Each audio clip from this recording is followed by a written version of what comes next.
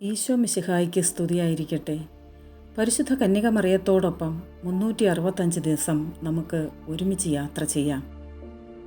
ജനുവരി 20 അത്ഭുത കന്യക.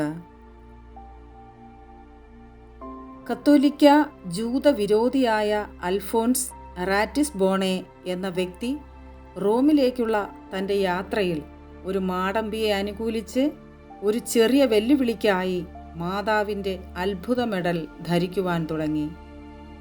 1842 ജനുവരി 20 cent Andrea ഡെല്ല frat പള്ളിയിൽ മാടമ്പിയെ കാത്തു നിൽക്കുമ്പോൾ റാറ്റിസ്ബോണിന് മാതാവിൻ്റെ ഒരു യാദൃശ്ചിക ദർശനമുണ്ടാകുകയും ഉടനെ കത്തോലിക്ക വിശ്വാസം സ്വീകരിക്കുകയും പിന്നീട് ഒരു പുരോഹിതനാകുകയും ചെയ്തു.